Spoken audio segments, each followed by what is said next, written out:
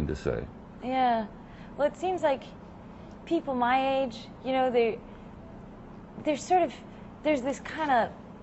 sort of bumper sticker politics that seems to be there's sort of politics as fashion terrifies me, and it seems like a lot of my tribe, you know, people my age, they don't, when you really start talking about things, or you're really serious about trying to get a few steps further and really think through an issue or something that's going on, then there's this kind of perception that it becomes dogmatic and boring, and that politics is no fun anymore when it's beyond a fashion.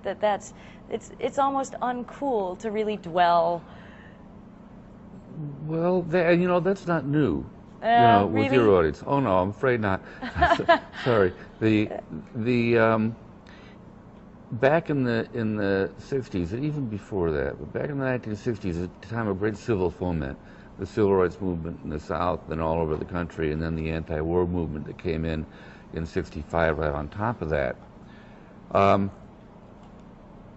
Those kids were, their parents were Depression parents. They experienced tremendous anxiety in the face of, what would you call it, of want. You know, the anxiety over where's the next meal going to come from, are we going to be able to pay the rent, the joblessness of the Depression. They made sure that that was never going to happen to their kids. See, uncertainty, anxiety in the face of uncertainty.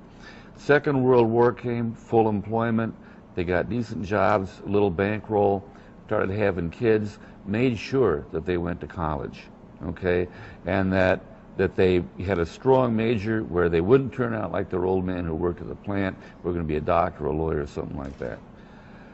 You were tracked, and the kids felt they were tracked. That in your discipline, if you read the right report, you'd know how much you'd be making when you were 40. Statistically, how many kids you're probably going to have. So instead of anxiety in the face of uncertainty, they experienced frustration in the face of certainty. See? Tremendous frustration.